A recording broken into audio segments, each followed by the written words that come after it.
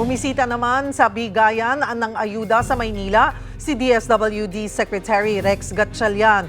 Dito, nabisto na merong isang logistics company na hindi pala nagpasa ng listahan ng kanilang mga rider para mabigyan ng ayuda. Para sa detalye, live na magbabalita si Mobile Journal Francis Rivera. Francis. Cheryl, madaling araw pa nga lang daw ay talagang dinubog na ang payout center dito sa Maynila at ngayon nga kukunti na lamang yung mga kapatid nating rider na pumipila ngayon dito para kumuha ng ayuda. So makikita nyo dito sa aking likuran, higit ko lang na mabilisan yung mga ating camera. Ayan, dito. So, Pops, sorry may istorbo lang kita, interviewin lang kita. Kamusta yung 5K, gaano ka sa inyo yun? Importante yung 5K. Ay, ako. Pinalis mo na dahil nakabalak labas siya. Walang balak labas na sa Manila. So, dito na lang. So sir, mabilis lang. Gaano ka-importante yung 5K sa inyo? Oo.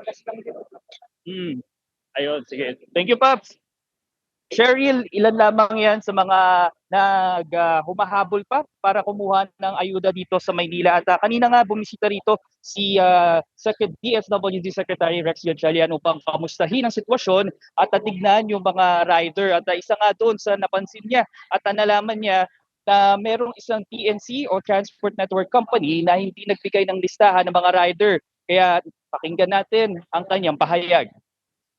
Yung miscommunication sa dalawang bagay, yung halimbawa in the case of Lalamove, kasi tatanda natin ang listahan para sa mga service delivery nang galing yan sa mga kumpanya mismo. Apparently we got word that Lalamove did not submit or failed to submit on time their listing.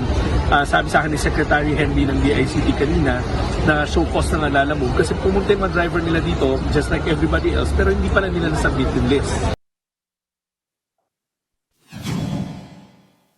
Cheryl, bukod sa mga Lalamove driver o rider na hindi nakatanggap ng ayuda ngayong araw, meron ding mga ilan na nakalimutan mag-fill up ng form, no? Gaya na nga lang ng isang nating nakausap na nagbihis pa ng mala Spider-Man para lamang pumila dito. Ayan si Bernard June de la Cruz, no? Nakalimutan niya nga raw na mag-fill up ng form kaya dahil daw sa kabisihan niya rin sa mga ibang trabaho niya. At Cheryl, paalala na rin sa mga hahabol pa, no, magbukas ang payout center